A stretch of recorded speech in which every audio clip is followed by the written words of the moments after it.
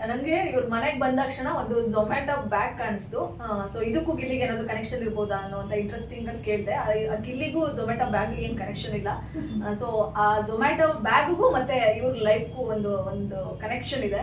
So ಇದೊಂದು inspiring story. ನೀವೇನೇ education ಮಾಡಿರಿ, ನೀವೇನೇ ಮಾಡಿರಿ, ಆದ್ರೆ ಒಂದು ಬದುಕನ್ನ ಬದಲಾಯಿಸೋದಕ್ಕೆ ಒಂದು ಪುಟ್ಟ ಬ್ಯಾಗ್ ಕಾರಣ ಆಗಿದೆ. ಅದೇನು ಅಂತ ಸರ್ ಹೇಳ್ತಾರೆ, ಮಾತಾಡ್ತಾ ಹೋಗೋಣ. ಸರ್, ಝೊಮ್ಯಾಟೊ ಬ್ಯಾಗ್ಗೂ ನಿಮ್ಗೂ ಯಾವ ರೀತಿ ಕನೆಕ್ಷನ್?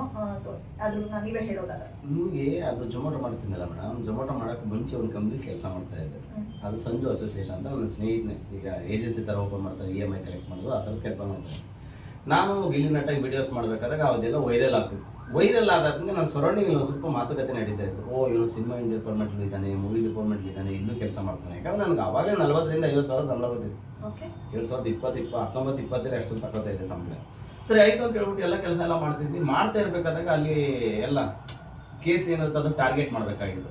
ಈಗ 100 ಕೇಸ್ ತಗೋತೀವಿ ಅಂದರೆ 95 ಕೇಸ್ ಮಾಡಬೇಕು, ಇನ್ನು 5 ಕೇಸ್ ಬಿಡ್ತಾ ಇದ್ರು ಮೇಡಮ್. ಅಲ್ಲಿ ನಾನು ಕೇಸ್ ಮಾಡೋಕೆ ಆಗ್ತಾ ಇರಲಿಲ್ಲ. ಸಿನಿಮಾದಲ್ಲಿ ಡಬ್ಬಿಂಗ್ ಕರೆದ್ರೆ ಡಬ್ಬಿಂಗ್ ಹೋಗ್ಬಿಡೋದು, ಡೈಲಾಗ್ ಬರೆಯೋಕೆ ಕರೆದ್ರೆ ಡೈಲಾಗ್ ಹೋಗ್ಬಿಡೋದು, ಈ ಥರದ್ದೆಲ್ಲ ಹೋಗ್ತಾ ಇದ್ದೆ. ಸೊ ಈ ಥರ ಸಿಚುವೇಶನ್ ಏನಿರುತ್ತೋ ಹಿಂಗೆ ಏನೋ ಬಂದಾದ್ಮೇಲೆ ಒಳಗಡೆ ಸಿಚುವೇಶನ್ ಬಂದ್ವಿ ನಾವು. ಬಂದಾದ್ಮೇಲೆ ನಾನೇನು ಮಾಡಿದೆ, ಈಗ ಕೆಲಸ ಬಿಟ್ಬಿಡಪ್ಪ ನೀನು, ಏನು ಕೆಲಸ ಮಾಡ್ತಿದೀಯೋ ಸೊ ಕೆಲಸ ಬಿಟ್ಬಿಡ್ಬೇಕು ನೀನು, ಇಲ್ಲಾಂದ್ರೆ ನೀನು ಟಾರ್ಗೆಟ್ ಮಾಡಬೇಕು ಅಂತ ನನ್ನ ಕೂತ್ಕೊಂಡು ಮಾತಾಡೋದು. ನಾನು ಯಾಕೆ ಸರ್ ಇದನ್ನು ಕೇಳ್ತಾ ಇದ್ದೀರಿ ಅಂತ ನಾನು ಅವ್ರಿಗೆ ಹೇಳಿದೆ. ನಾನು ಇಲ್ಲ, ನೀನು ಈ ಕೆಲಸ ಮಾಡ್ತಾ ಇದೆಯಲ್ಲ, ಎಲ್ಲರೂ ಅದೇ ಫಾಲೋ ಮಾಡ್ತಾ ಇದ್ದಾರೆ, ನೀನು ಮಾಡಿದ್ರೆ ಟಾರ್ಗೆಟ್ ಮಾಡಬೇಕು, ಇಲ್ಲಾಂದರೆ ಕೆಲಸ ಬಿಟ್ಬಿಡ್ಬೇಕು ಅಂತ. ನೋಡಿ ಸರ್, ಒಂದು ವಾರ ಟೈಮ್ ಕೊಡ್ತೀನಿ ನಾನು, ಹಂಗೆ ಹಿಂಗೆ ಅಂತ. ನಾನು ಒಂದು ವಾರ ಸರಿ ಆಯಿತು ಸರ್ ಅಂದ್ಬಿಟ್ಟು ಯೋಚನೆ ಮಾಡಿ ಕೆಲಸನೇ ಬಿಟ್ಬಿಡೋಣ ಅಂತ ಡಿಸೈಡ್ ಮಾಡಿ ಕೆಲಸ ಬಿಟ್ಬಿಟ್ಟೆ. ಚಂದ್ರಲ್ಲಿ ಅವತ್ತು ಅದರ ಕುತ್ಕೊಂಡು ಟೀ ಕುಡಿತಾ ಇದ್ದೆ ಮೇಡಮ್. ಅಲ್ಲಿ ಕಾಫಿ ಬೈಕ್ಸ್ ಅಂತಿದ್ದೆ, ಕಾಫಿ ಕುಡಿತಿದ್ದು. ಏನು ಕೆಲಸ ಮಾಡೋದು ಈಗ ಏನಾದ್ರು ಜಾಬ್ ಹೋಗಿ ಸೇರ್ಕೊಬಿಟ್ರೆ ನನಗೆ ಸ್ಯಾಲ್ರಿ ಕೊಡ್ತಾರೆ, ನಾನೇ ಸೇಲ್ ಆಗಿಬಿಡ್ತೀನಲ್ಲ, ನನ್ನ ಕ್ರಿಯೇಟಿವಿಟಿ ಸತ್ತೋಗ್ಬಿಡುತ್ತಲ್ಲ ಅಂತೇಳಿ ಯೋಚನೆ ಮಾಡ್ತಾಯಿದ್ದೆ. ಕೊರೋನಾ ಟೈಮ್ ಅದೆಲ್ಲ. ಸೊ ಕೊರೋನಾ ಟೈಮಲ್ಲಿ ಬಂತು, ಹಿಂಗೆ ಆಗ್ಬಿಡ್ತಲ್ಲ ಅಂತ ಹೇಳ್ಬಿಟ್ಟು ಅಲ್ಲಿ ಸ್ವಿಗ್ಗಿ ಮತ್ತು ಜೊಮ್ಯಾಟೊ ಹುಡುಗರು ಅಲ್ಲಿ ಬಂದು ಕಾಫಿ ಕುಡಿಯೋಕ್ಕೆ. ಅವ್ರು ಬೆಳಿಗ್ಗೆ 6 ಗಂಟೆಗೆ ಲಾಗಿನ್ ಆಗಿ ಸಾಯಂಕಾಲ 6 ಗಂಟೆ ಅಷ್ಟರಲ್ಲಿ 1,400 ರೂಪಾಯಿ ಮಾಡಿಬಿಟ್ಟಿದ್ದಾರೆ. ಅವ್ರು ಮಾತಾಡ್ತಾ ಇದ್ರು, ಯಾರೋ ಫೋನ್ ಮಾಡಿಬಿಟ್ಟು ಗೊತ್ತಲ್ಲ ಕಾಪಿಟಿಗಳು, ಬೆಳಿಗ್ಗೆಯಿಂದ ಸಾಯಂಕಾಲ ಗಂಟೆ 1,400 ರೂಪಾಯಿ ಆಯ್ತು ನಮಗೆ ಅಷ್ಟೇ ಅಂತ. ನನಗೆ ಅವ್ನು ಕಾಫಿ ಕುಡಿತಿದ್ದಾಗ 1,400 ರೂಪಾಯಿ ಕೇಳಿದಕ್ಕೆ ಕೊಂಡು ಸ್ವಯಂಕಂತ ತಿರುಗ್ಬಿಡ್ತೀನಿ. 1,400 ರೂಪಾಯಿ ಇರ್ತಾವಲ್ಲ ಅಂತ. ಕಾಫಿ ಎಲ್ಲ ಕುಡಿದೆ. ಅದಾದಮೇಲೆ ಒಬ್ಬರು ಬಾಯಿಲೆ ಅಂತ ಹೇಳ್ಬಿಟ್ಟು ಪರಿಚಯ ಮಾಡ್ಕೊಂಡು ಏನು ಕೆಲಸ ಮಾಡ್ತೀರಿ, ಹೆಂಗೆ ಮಾಡೋದು ಅಂತೆಲ್ಲ ಕೇಳಿದೆ. ಅವನೊಂದಷ್ಟು ಡೀಟೇಲ್ಸ್ ಹೇಳಿದ್ರು. ಸರ್, ಸ್ವಿಗ್ಗಿ ಜೊಮ್ಯಾಟೊ ಮಾಡ್ತಾಯಿದ್ದೀವಿ, ನಾವು ಜೊಮ್ಯಾಟೊ ಮಾಡ್ತಿದ್ದೀವಿ, ಸ್ವಿಗ್ಗಿ ಮಾಡ್ತಿದ್ದೀನಿ ಅಂತ ಹೇಳಿದ್ರು. ಸ್ವಿಗ್ಗಿ ಜೊಮ್ಯಾಟೊ ಮಾಡ್ತಾಯಿದ್ರಲ್ಲ, ಹೇಗೆ ಮಾಡೋದು ಏನು ಕತೆ ಅಂತ ಡೀಸೆಲ್ ತಗೋದು. ಸರ್, ಇದು ನೀವು ಹೇಗೆ ಬೇಕಾದ್ರೂ ಮಾಡ್ಬೋದು, ನೀವು ಯಾವಾಗ ಫ್ರೀ ಇರ್ತೀರೋ ಅವಾಗ ಮಾಡ್ಬೋದು ಸರ್ ಇದನ್ನ ಅಂತಂದ. ನೀವು ಯಾವಾಗ ಫ್ರೀ ಇರ್ತೀರೋ ಅವಾಗ ಮಾಡ್ಬೋದು ಅಂತ ಹೇಳಿದ್ನಲ್ಲ, ಆಗ ನನ್ನ ಮೈಂಡ್ ಓಪನ್ ಆಗಿದೆ. ಓ ಹೌದಾ, ಸರಿ ಆಯಿತು ಅಂತ ಹೇಳ್ಬಿಟ್ಟು ಗೊತ್ತಿಲ್ಲ ಹೆಂಗೆ ಮಾಡೋದು ಏನು ಕತೆ ಅಂತೆಲ್ಲ ಕೇಳಿದೆ.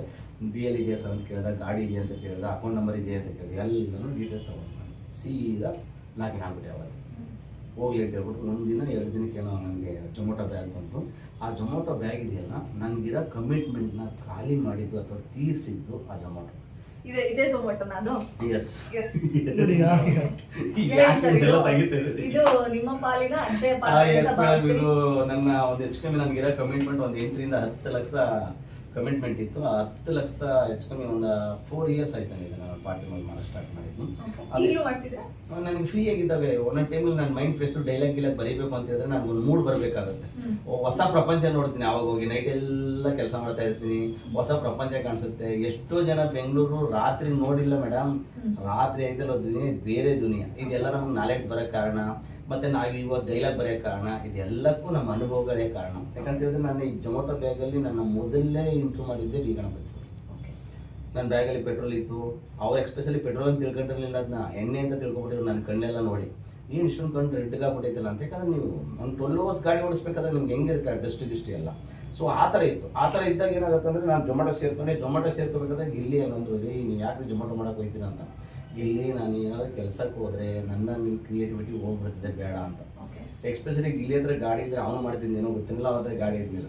ಹಾಗಾಗಿ ಎಷ್ಟೋ ಸರಿ ನನಗೆ ಗಿಲ್ಲಿಗೆ ಅನ್ನ ಹಾಕಿರೋದು ನಮ್ಮ ಕಮಿಟ್ಮೆಂಟ್ಗೆ ಏನಾದ್ರು ಸಂಪಾದನೆ ಅಂತ ಕೊಟ್ಟಿರೋದ್ರೆ ಇದೇ ಜೊಮ್ಯಾಟೊ ಬ್ಯಾಗ್. ಓಕೆ, ಮೊದಲನೇ ದಿನ ಝೊಮ್ಯಾಟೊದಲ್ಲಿ ಎಷ್ಟು ಸಿಕ್ತು? ಯಾಕಂದ್ರೆ ನೀವು ಯಾಕೆ ಹೇಳ್ತಿದ್ದೀನಿ ಅಂದರೆ 8 ಲಕ್ಷ ಸಾಲ ತೀರಿಸ್ತೇನೆ ಅಂತ ಹೇಳಿದ್ರಿ. 8 ಲಕ್ಷ ಸಾಲ ತೀರ್ಸಕ್ಕೆ ಎಷ್ಟು ಟೈಮ್ ತಗೊಳ್ತು? ಮಿನಿಮಮ್ ಏನಿಲ್ಲ ಅಂತ ಹೇಳಿದ್ರು ನಾನು ಒಂದು 5 ಇಯರ್ಸ್ ಇದೆ ಇದನ್ನು ಮಾಡ್ತಿದ್ದೆ. 5 ಇಯರ್ಸಿಂದ ಒಂದು ತಿಂಗಳು ಕನಿಷ್ಠ ಪಕ್ಷ 40,000 ರಿಂದ 50,000 ಈ ಜೊಮ್ಯಾಟೊ ಬ್ಯಾಗಲ್ಲಿ ದುಡಿಬೋದು. ನಂಗೆ ಶೂಟಿಂಗ್ ಇಲ್ಲ ಅಂತ ಅನ್ಕೊಳ್ಳಿ, ನಾನು ಯಾವತ್ತೂ ಟೈಮ್ ಪಾಸ್ ಮಾಡೋನಲ್ಲ. ಕೆಲಸ.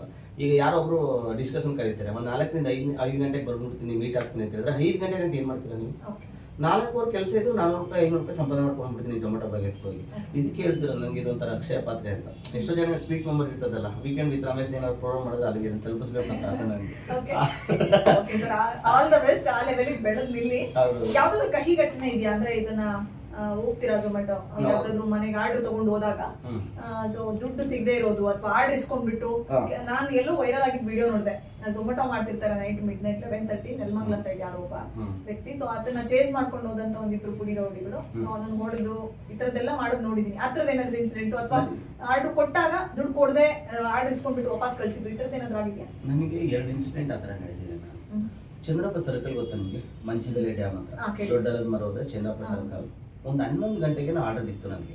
11 ಗಂಟೆಯಿಂದ ನೀವು ಆರನಗರದಿಂದ ಚಂದ್ರಪ್ಪ ಸರ್ಕಲ್ ಹೋಗ್ಬೇಕಾದ್ರೆ ಎಷ್ಟು ನಿಮಿಷ ಬೇಕು ನಿಮಗೆ? ಅದು ಮೇಘನಾ ಫುಡ್ಡಿಂದ ಆರ್ಡರ್ ಇತ್ತು. ಹೆಚ್ಚು ಕಮ್ಮಿ ಅದು ಅಮೌಂಟ್ ಬಂದ್ಬಿಟ್ಟು 3,000-3,500 ಇರಬೇಕು ಅನ್ಸುತ್ತೆ. ಮಟನ್ ಬಿರಿಯಾನಿ ಅದು ಇದು ಪೆಪ್ಪರ್ ಚಿಕನ್ ಬ್ಯಾಗ್ ತುಂಬ ಐತೆ. ನನಗೆ ಇಲ್ಲಿಂದ ಹೋಗ್ಬೇಕಾದ್ರೆ ನನಗೆ ಇಷ್ಟೊಂದು ದೊಡ್ಡ ಆರ್ಡರ್ ಕೊಟ್ಟಿದ್ದಾರಲ್ಲ, ಅದು ಕ್ಯಾಶ್ ಆನ್ ಡೆಲಿವರಿ. ಅರ್ಥ ಮಾಡ್ಕೊಳ್ಳಿ, ಕ್ಯಾಶ್ ಆನ್ ಡೆಲಿವರಿ. ಅದು ಪೇಮೆಂಟ್ ಮಾಡಿರಲಿಲ್ಲ. ಕ್ಯಾಶ್ ಆನ್ ಡೆಲಿವರಿ ಅಂತ ಹೇಳಿದ್ರೆ ಏನಪ್ಪ ಅಂದರೆ, ಕೆಲವರು ನೈಟ್ ಮಾಡ್ತಾರೆ ಅಂತ ಹೇಳಿದ್ರೆ ಫುಲ್ ಡ್ರಿಂಕ್ಸ್ ಮಾಡೋರು ಸಮಥಿಂಗ್ ಈ ಥರದ್ದೆಲ್ಲ ಮಾಡೋರು ಆರ್ಡರ್ ಮಾಡ್ಬಿಡ್ತಾರೆ. ಆ ಸಿಚುವೇಶನ್ ಅಲ್ಲಿ ಹೋಗಿದ್ದೀನಿ ಮೇಡಮ್. ಹೆಚ್ಚು ಕಮ್ಮಿ ಏನಿಲ್ಲ ಅಂತಂದ್ರೆ 4-5 ಜನ ಇದ್ರು. ಫುಡ್ಡ ಈಸ್ಕೊಂಡ್ರು. ಫುಡ್ಡೆಲ್ಲ ಇಸ್ಕೊಂಡು ನಿಮ್ಗೆ ದುಡ್ಡು ಕೊಡೋಕೆ ಹಂಗೆ ಹಿಂಗೆ ಅಂತೇಳಿ ಎಲ್ಲ ಹೊಡೆಯಕ್ಕೆ ಬಂದ್ಬಿಡು. ಆ ಥರ ಸಿಚುವೇಶನ್ಲಿ ನಮ್ಮಪ್ಪ ಬಿದ್ದು ಆಕ್ಸಿಡೆಂಟ್ ಆಗಿ ನಾನು ವಿಕ್ಟೋರಿಯಾ ಹಾಸ್ಪಿಟ್ಲಿಗೆ ತೋರಿಸ್ತಾ ಇದ್ದೆ. ನಮ್ಮಪ್ಪ ಮೊಬೈಲ್ ಕಿತ್ಕೊಬಿಟ್ರೆ ಎಲ್ಲ ಕಿತ್ಕೊಂಡು. ಇದು ರಿಯಲ್ ಇನ್ಸಿಡೆಂಟ್. ಯಾಕೆ ಹೇಳ್ತೀನಿ ಅಂತ ಹೇಳಿದ್ರೆ, ನಾನು ಅವತ್ತು ನನ್ನ ಮೊಬೈಲ್ ಕಿತ್ಕೊಂಡಾಗಿದ್ರೆ ನನ್ನೇ ಸಾಯಿಸ್ಬಿಡಿ, ನಾನು ವಾಪಸ್ ಕಳಿಸ್ಬೇಡಿ, ನನ್ನೇ ಹೊಡೆದು ಸಾಯಿಸ್ಬಿಡಿ ಬೇಕಾದ್ರೆ. ಬಟ್ ಮೊಬೈಲ್ ಇದ್ರೆ ನನ್ನ ಜೀವನ, ಇಲ್ಲಾಂದ್ರೆ ಇಲ್ಲ. ಯಾಕಂದ್ರೆ ನಾನು ಜೊಮ್ಯಾಟೊ ಮಾಡ್ತಿರೋದು ಮೊಬೈಲಿಂದಾನೆ, ಇಲ್ಲಾಂದ್ರೆ ಏನೂ ಇಲ್ಲ. ನಮ್ಮ ಅಪ್ಪಂದು ಈ ಥರ ಸಿಚುವೇಶನ್ ಆಯ್ತು, ಒಂದು 2 ನಿಮಿಷ ಕೊಡ್ರೋಣ ಅಂತ ಹೇಳ್ಬಿಟ್ಟು ನಾನು ಮೊಬೈಲ್ ಇಟ್ಕೊಂಡು ಆ ವಿಡಿಯೋ ತೋರಿಸ್ತೇನೆ. ನಮ್ಮ ಅಪ್ಪನಿಗೆ ಆಕ್ಸಿಡೆಂಟ್ ಆಗಿ ಬಿದ್ದಿರೋದು, ತಲೆ ಓಪನ್ ಆಗಿರೋದು, ಹಾಸ್ಪಿಟ್ಲ್ಗೆ ಹೋಗಿರೋದು. ಏನು ಮಾಡಿರ್ಬೋದು ಅವರು? ದುಡ್ಡು ಕೊಟ್ರಾ? ಪೇಮೆಂಟ್ ಕೊಟ್ಟು ಅವ್ರು ತರಿಸಿರೋ ಬಿರಿಯಾನಿಲಿ 100% ಊಟ ಮಾಡಿ ಕಳಿಸಿದ್ರು ನನ್ನ. ಸೊ ಏನಕ್ಕೆ ಹೇಳ್ತೀನಿ ಅಂದ್ರೆ, ಅವತ್ತಿನ ಸಿಚುವೇಶನ್ ನಮ್ಮ ಅಪ್ಪ ಅವ್ರು ಬಿದ್ದಿದ್ರಲ್ಲ ಮೇಡಮ್, ನಮ್ಮ ಅಪ್ಪ ಬಿದ್ದು ಓಪನ್ ಆಗ್ಬಿಟ್ಟಿದೆ ತಲೆ. ಹೆಂಗೆ ಆಗ್ಬಿಟ್ಟಿದೆ ಅಂದ್ರೆ, ಅವ್ರು ಬದುಕಿರೋದು ಹೆಚ್ಚು. ಅಣ್ಣ ನಮ್ಮ ಅಪ್ಪನ ತೋರ್ಸಕ್ಕೆ ಇದನ್ನ ದುಡಿತಾ ಇರೋದು ಹಾಸ್ಪಿಟ್ಲಿ. ಇದನ್ನ ಬರೀ ಇದಕ್ಕೆಲ್ಲ ಪೊಲೀಸರಿಗೂ ಎಷ್ಟೋ ಜನ ವಿಡಿಯೋ ತೋರಿಸ್ತೀನಿ. ಸರ್ ನಮ್ಮ ಅಪ್ಪ ಅವ್ರು ಹಾಸ್ಪಿಟ್ಲ್ ಇದ್ದಾರೆ ಸರ್, ನಾನು ದುಡಿಬೇಕು ಪ್ಲೀಸ್ ಬಿಡಿ ಸರ್ ಅಂತೇಳಿ ವಿಡಿಯೋ ನೋಡ್ಬಿಟ್ಟು ಬಿಟ್ಟರೋರು ಇದ್ದಾರೆ.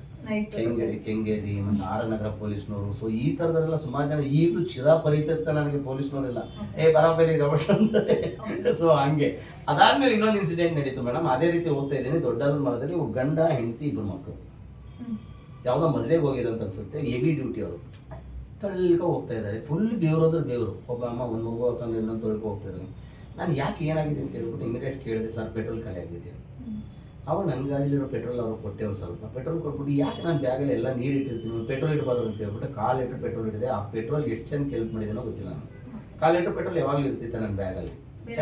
ಯಾರು ಪೆಟ್ರೋಲ್ ಸುಮ್ಮನೆ ನಿಮ್ಮ ಗಾಡಿಲಿ ಹೋಗ್ಬೇಕಾದ್ರೆ ಪೆಟ್ರೋಲ್ ಖಾಲಿ ಆಗಿರೋ ಸುಮಾರು ಜನ ಸಿಗ್ತಾರಲ್ಲ, ಆಗ 1/4 ಲೀಟರ್ ಪೆಟ್ರೋಲ್ ಕೊಡೋದು ಅವ್ರಿಗೆ.